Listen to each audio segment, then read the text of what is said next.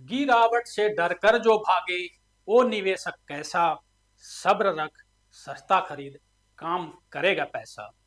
जब मार्केट गिर रहा होता है तो हमें एक अच्छा समय मिलता है अपने पोर्टफोलियो में वैल्यू इन्वेस्टिंग करने का। यानी हमें अच्छे शेयर बहुत ही सस्ते रेट में मिलते हैं जब मार्केट क्रैश हो जाती है या मार्केट गिर रहा होता है। ये वैल्यू इन्वेस्टिंग क्या होता है, किस तरह से हमें वैल्यू इन्वेस्टिंग करनी चाहिए, आज के सेशन में हम लोग इसी पर बात करेंगे। बज रहे हैं शाम के साथ, शुरू करते हैं शेयर बाजार की चौपाल अरविंद सर के साथ। डिस्कस करते हैं आज वैल्यू इन्वेस्टिंग के बारे में।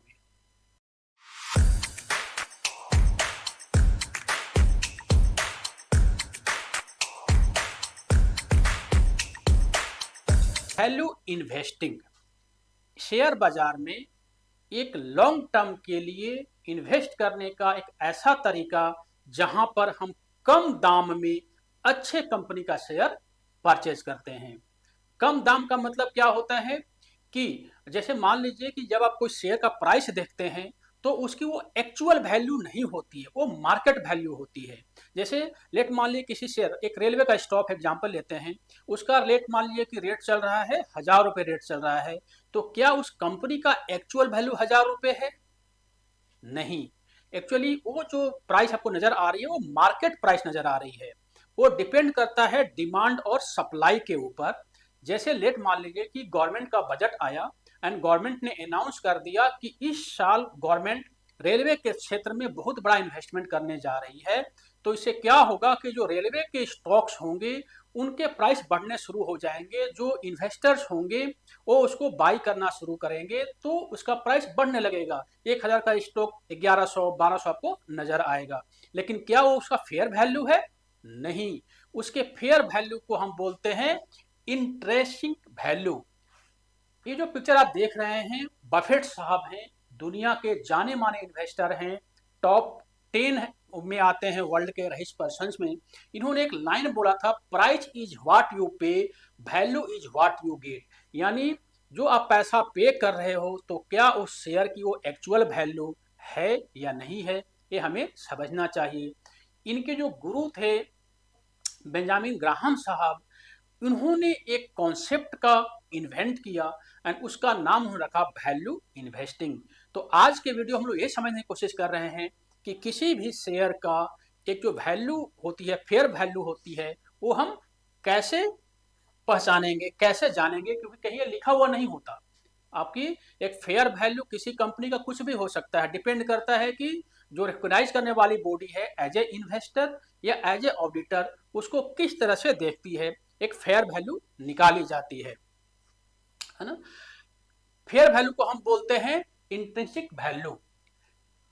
एग्जांपल लेते हैं आपको, जैसे मान लीजिए कि एक कंपनी है, एक XYZ कंपनी है एंड वो कंपनी टीवी का काम करती है, टीवी बनाती है। अब इस XYZ कंपनी का फेयर वैल्यू क्या है मार्केट में, ये हम कैसे पता करेंगे? तो इसका बहुत ही सिंपल सा तरीका है। ऐसे जो अगर आप गूगल पर जाएंगे तो बहुत ही लंबा चौड़ा फार्मूला नजर आएगा। मैं आपको सिंपल और देहाती भाषा में बताने की कोशिश करता हूँ। जैसे मान लीजिए कि XYZ कंपनी का जो कैश फ्लो यानी टीवी बेचने के बाद जो पैसा आया है कंपनी में, वो 10 लाख रुपया आया है एक साल में। एज ए रिटेल इन्वेस्टर या एज ए ऑडिटर जब हम इस कंपनी का फेयर वैल्यू निकालने की कोशिश करते हैं तो हम एक्सपेक्ट करते हैं कि हमें कम से कम सालाना 20% तो इसके में रिटर्न मिलना चाहिए। यानी 20% मतलब 20/100.20, यानी इतना रिटर्न तो हमें कम से कम per year as a profit मिलना चाहिए। तो हम क्या करेंगे कि जो कैश फ्लो आया है, अगर इसमें कोई लाइबिलिटी नहीं है तो अगर लाइबिलिटी यहाँ से माइनस करेंगे, हम मान लेते हैं कोई लाइबिलिटी नहीं है, तो 10 लाख को डिवाइड कर देंगे 0.20 से। तो जब डिवाइड करेंगे इसको, जब कैलकुलेटर आप कर लीजिएगा तो करीब 50 लाख की वैल्यू आती है। इसका मतलब ये जो कंपनी है XYZ कंपनी, इसकी जो इंट्रिंसिक वैल्यू है पूरे कंपनी की वो 50 लाख रुपए है। यानी अगर एक कंपनी कल के डेट में बेचना चाहे तो 50 लाख रुपया दे करके हम खरीद सकते हैं क्योंकि हमें फेयर वैल्यू मालूम हो चुकी है। अब चूंकि एक कंपनी शेयर मार्केट में काम कर रही है, तो यहाँ पर कोई एक आदमी तो नहीं खरीदेगा ना, आदमी तो शेयर खरीदेगा। तो लेट मान लीजिए कि इस कंपनी में टोटल शेयर 1 लाख ट्रेड होता है। कितना होता है? 1 लाख ट्रेड, एग्जाम्पल ले रहा हूं। तो इसका मतलब कि इस कंपनी का जो, इसको डिवाइड कर देंगे, 50 लाख को 1 लाख से डिवाइड कर देंगे, तो कंपनी का जो शेयर का वैल्यू हुआ, जो कंपनी का इंटरेस्टिंग वैल्यू हुआ, वो 50 रुपया हुआ। अब हम जाकर ये देखेंगे शेयर मार्केट में, जब मार्केट प्राइस ओपन करेंगे, ये देखेंगे कि ये 50 रुपीज का लाइन है, ये 50 रुपया का लाइन है। अगर इसकी वैल्यू मान लीजिए कि चल रही है 60 या चल रही है 40, ओके है। अगर मान लो कि 30 चल रही है और यहाँ पे मान लो कि 80 चल रही है, तो इसका मतलब क्या हुआ कि अगर इसका वैल्यू इस जोन में है, बहुत ही नीचे है, तो यानी इसका मतलब ये अंडर वैल्यू कंपनी है। एक्चुअल वैल्यू इसका 50 रुपये है, जबकि अभी हमें मार्केट में 30 रुपये मिल रही है, 40 में मिल रही है, फिर भी ये अंडर वैल्यू है। लेकिन अगर इसी का प्राइस 80 रुपया हो गया है, जबकि इसकी एक्चुअल वैल्यू 50 रुपये है, और इसका प्राइस आपको 80 मिल रहा है, इसका मतलब कि ये महंगा मिल रहा है। तो एज ए वैल्यू इन्वेस्टर हम इस जोन में बाई करेंगे।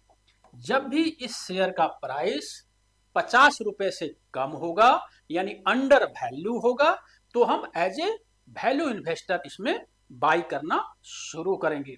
अगर आप ट्रेडिंग कर रहे हैं तो ट्रेडिंग तो आप कभी भी कर सकते हैं, क्योंकि ट्रेडिंग में तो मोमेंटम चाहिए होता है। लेकिन वैल्यू इन्वेस्टर हम करते हैं 10 साल 20 साल, एक लंबे हॉरिजॉन के लिए करते हैं। तो हमने ये पूरा एनालाइज कर लिया कि इसकी वैल्यू क्या है, इंट्रिंसिक वैल्यू क्या है, फेयर वैल्यू क्या है, एंड इस हिसाब से हम फिर उसमें जब भी इसका प्राइस 50 से नीचे आएगा, तो हम इमीडिएटली उसके अंदर इन्वेस्ट करना शुरू कर देंगे। इंट्रिंसिक वैल्यू बाद में चेंज हो सकती है। लेट मान लीजिए कि 5 साल के बाद इसका जो कैश फ्लो है बढ़ना शुरू हो गया, इसके नंबर ऑफ शेयर बढ़ने शुरू हो गए, तो फिर उस हिसाब से हमें चेंज भी हो सकती है। लेकिन फिलहाल के लिए ये हमारा एक फेयर प्राइस होगा अगर ये अंडर वैल्यू होगी। आशा आपको पूरा समझ में आया होगा। तो हमने समझ लिया इंट्रिंसिक वैल्यू के बारे में। इसके साथ ही साथ हमें 5 और की मैट्रिक्स पे ध्यान रखना चाहिए। P, PB, debt equity ratio, ROC और डिविडेंड। एज ए बिगिनर्स या एज ए रिटेल इन्वेस्टर हमें इतना ज़्यादा डिटेल्स में जाने की जरूरत नहीं है। जब भी आप कोई वेबसाइट खोलेंगे तो वहाँ पे ये ऑटोमेटिक मिल जाता है। नॉर्मली इसके बारे में तो कंप्लीट डिटेल्स वीडियो और बनाएंगे, इसको फंडामेंटल एनालिसिस बोलते हैं। थोड़ा सा हम इसको एक बार टच कर लेते हैं। पी का मतलब क्या होता है कि 1 रुपया कमाने के लिए उस पार्टिकुलर शेयर में हम कितना इन्वेस्ट कर रहे हैं। जैसे जैसे टीवी वाला कंपनी का एग्जांपल लें, तो हमने क्या देखा था कि 50 रुपया इसका शेयर का इक्विटी पर शेयर इसकी अर्निंग है, एंड साथ में मार्केट में जो प्राइस इसका है वो मान लीजिए 500 रुपये है। तो इसका मतलब 500 यानी मार्केट प्राइस को अर्निंग पर शेयर से हम डिवाइड कर देते हैं, तो जो वैल्यू आती है वो उसका पी हो जाता है। ज्यादा प्राइस होने का मतलब ये नहीं कि वो कंपनी बेकार है, डिपेंड करता है कि हमारा ईपीएस से डिवाइड करने के बाद कितना पी आ रहा है। अब एग्जांपल लेते हैं, जैसे मान लीजिए किसी कंपनी का 100 रुपया प्राइस है और उसका जो पी है वो मान लीजिए 50 रुपये है, अर्निंग पर शेयर क्या है 50 रुपये है। तो 100 को अगर 50 से डिवाइड करेंगे तो क्या होगा, 2 रुपये होगा, यानी अच्छा है। लेकिन लेट मान लीजिए इसी का क्या है 1000 रुपया प्राइस है और 50 से डिवाइड करते कितना हो जाएगा, 20 रुपया हो गया। यहाँ पे पी क्या हो गया, ज्यादा हो गया। तो इसका मतलब कि अगर नॉर्मली किसी कंपनी का जो पी है वो जितना कम होगा, यानी 1 रुपया कमाने के लिए हमें 10 रुपया पे करना पड़ रहा है, यहाँ पर 1 रुपया कमाने के लिए हमें 20 रुपये पे करना पड़ रहा है, यानी इस कंपनी का जो पी है वो अच्छा है। इसका मतलब एक फैक्टर ये है कि यह कंपनी वैल्यू इन्वेस्टिंग के लिए लायक है। इसी तरह से पीबी क्या होता है, पीबी का मतलब होता है कि जो कंपनी का जो एसेट है उसको लायबिलिटी से माइनस कर दीजिए और उसको डिवाइड कर दीजिए आउटस्टैंडिंग शेयर से। तो नॉर्मली अगर 1.5 रुपये या 2 रुपये के आसपास इसका पीबी होता है, बेटर कंपनी होती है ना। अच्छा, इसका मतलब ये नहीं कि अगर उससे ज़्यादा है तो कंपनी खराब है, ऐसा नहीं है, क्योंकि बहुत सारी कंपनियों में एसेट बहुत ज़्यादा होता है। जैसे मैन्युफैक्चरिंग कंपनी है, अब उसमें तो एसेट बहुत ज़्यादा होगा ना, तो वो अलग फैक्टर है, लेकिन एक हम एग्जाम्पल ले रहे हैं। इसी तरह से डेट जो होता है, आरओसी जो होता है, डिविडेंड जो होता है, तो इस सब जो पैरामीटर्स हैं, इन पैरामीटर्स को देख कर कि हम वैल्यू इन्वेस्टिंग कर सकते हैं। 5 की मैट्रिक्स होते हैं, इस पे हमें जरूर ध्यान देना चाहिए। इसके साथ हम आगे चलते हैं। आशा को क्लैरिटी मिली होगी, कोई अगर कंफ्यूजन तो मेरे लिखिएगा कमेंट बॉक्स में, हम आपको इसको क्लोज करने की कोशिश करेंगे। 4 हमारे कोर प्रिंसिपल होते हैं वैल्यू इन्वेस्टिंग के। क्या होते हैं? सबसे पहले तो हमने समझ लिया इंट्रिंसिक वैल्यू, हमने समझ लिया कि कंपनी का एक फेयर प्राइस होना चाहिए। मार्जिन ऑफ सेफ्टी भी हमने समझ लिया कि लेट मान लीजिए कि कोई कंपनी का जो इंट्रिंसिक वैल्यू अगर 50 रुपए है और अंडर वैल्यू मान लीजिए 30 रुपए में होता है, और ओवर वैल्यू जो हो जाता है वो मान लीजिए कि 60 रुपए में होता है। तो यहाँ जो बीच में मतलब पास में इंट्रिंसिक वैल्यू जो पास के वैल्यू है ऊपर नीचे का, इसको बोलते हैं मार्जिन ऑफ सेफ्टी।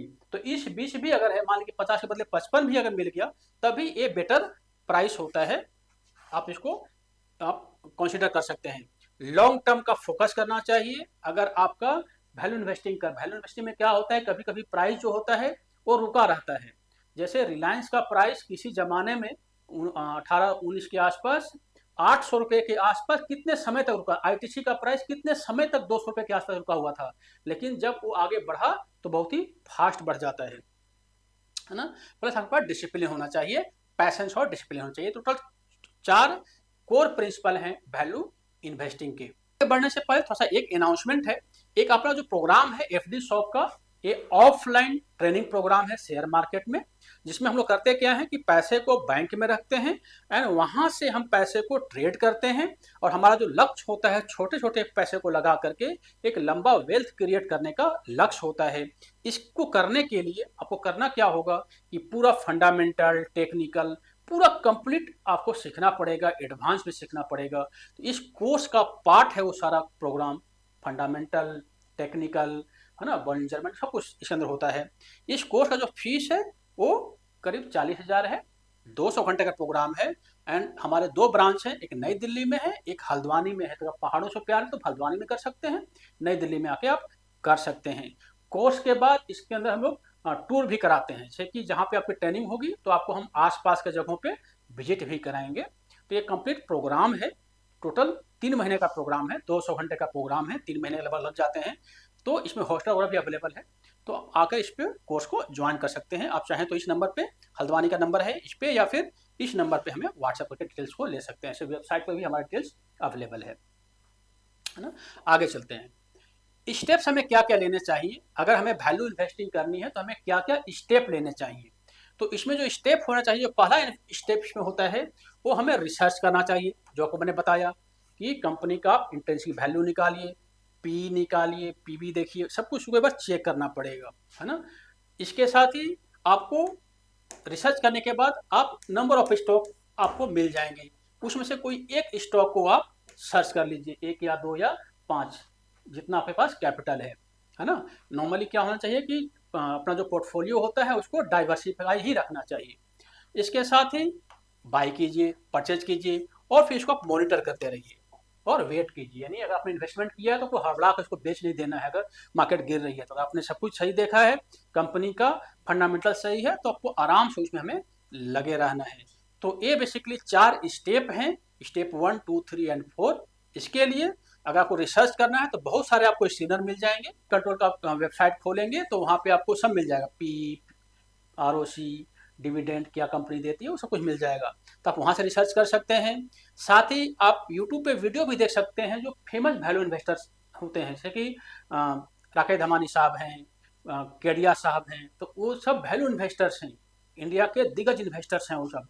तो उनकी आप स्टोरी भी देख सकते हैं, उनसे सीख सकते हैं कि वो कैसे इन्वेस्टमेंट करते हैं, कैसे स्टॉक को ढूंढते हैं वो, है ना। प्लस कंपनी का रिपोर्ट आप, इसके लिए आपको करना क्या पड़ेगा, कोई एजुकेशन लेना पड़ेगा, बिना एजुकेशन का पॉसिबल नहीं है। छोटा से सबको स्टार्ट करना पड़ेगा, start small, diversify your portfolio and stay patience. आपको पेशेंस रखना पड़ेगा, है ना। अगर हमसे आप पूछें कि टॉप वैल्यू इन्वेस्टिंग सेक्टर क्या है, तो कोई रिकमेंडेशन तो नहीं है। है ना, और हम रिकमेंडेशन दे भी नहीं सकते क्योंकि हम सेबी रजिस्टर्ड एडवाइजर नहीं है।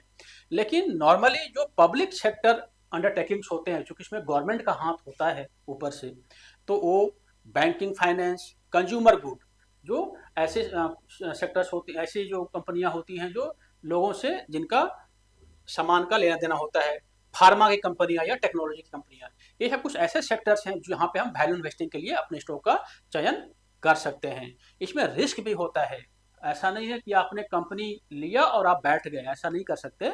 इसमें रिस्क भी है। रिस्क क्या है? मार्केट रिस्क है, बिजनेस रिस्क है, इकोनॉमिक और करेंसी रिस्क। मार्केट रिस्क मतलब क्या हुआ कि लेट मान लिया कोई आपने स्टॉक खरीदा है और वो स्टॉक वहीं बैठा हुआ है ना, स्टॉक को हिल ही नहीं रहा, ऊपर जा रहा है नीचे जा रहा है, तो आप टेंशन में आ जाएंगे और उसको स्टॉक को बेच देंगे। ऐसा नहीं करना। मार्केट में कभी कभी तो जो अंडर वैल्यू स्टॉक होती है वो सालों साल पड़ी रहती है, लेकिन जब चलती है तो एक दो साल में आपको सारा रिटर्न दे देती है। तो मार्केट रिस्क तो होता है, आपको समझना चाहिए। साथ ही बिजनेस रिस्क भी होता है कि लेट मान ले कि कोई से फॉर एग्जाम्पल पहले बहुत सारी कंपनियां थी जो सीडी बनाती थी, तो अब तो आप सीडी का यूज नहीं करते ना, अब आप क्या करते हैं, पेन ड्राइव का यूज करते हैं। तो जो सीडी बनाने वाली कंपनियां क्या है, वो बंद हो गई, जिन्होंने अपने आप को डाइवर्ट नहीं किया पेन ड्राइव बनाने के लिए। तो क्या है कि जो बिजनेस है वो भी रिस्क पे है कि जब मार्केट चेंज होगा तो भी आपके बिजनेस को चेंज करना पड़ेगा। तो हमें उस टाइप की कंपनियों में इन्वेस्टमेंट करने से बचना चाहिए जहां पे आपको ज्यादा लगता है कि बिजनेस चेंज हो सकता है। अगर ऐसा कुछ है भी और कंपनी अपने आप को टर्न, अपना नाम सुना होगा कोडक का, है ना, आपने देखा होगा कोडक पहले पुराने जमाने में फोटो खींचना है तो कोडक का फिल्म हम लोग लाते थे, लेकिन कोडक बंद हो गई, उन्होंने अपने आप को चेंज नहीं किया। नोकिया चेंज नहीं किया, है ना। तो कहने का मतलब है कि बिजनेस रिस्क भी है तो कंपनी का चयन उस हिसाब से ही करें।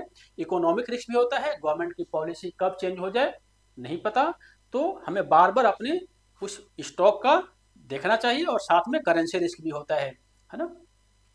करेंसी का मतलब होता है कि वो अगर लेट मान ली कोई स्टॉक है जिसका अमेरिका में बहुत ज़्यादा डिमांड है, तो वहाँ पे बेसिकली उसमें जैसे जैसे डॉलर की वैल्यू बढ़ेगी उस कंपनी का वैल्यू बढ़ता चला जाएगा।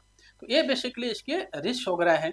तो हमें इस पे पूरा समझना चाहिए और समझ के वैल्यू इन्वेस्टिंग करनी चाहिए। वैल्यू इन्वेस्टिंग एक बहुत ही अच्छा चीज़ है, लेकिन आप लॉन्ग टर्म के लिए करते हैं तो। अगर आप शॉर्ट टर्म के लिए करते हैं तो जो मैं बार बार बताने की कोशिश करता हूँ कि swing trading is the best. जो हम ये बताते हैं, do swing trading for short term, invest for long term.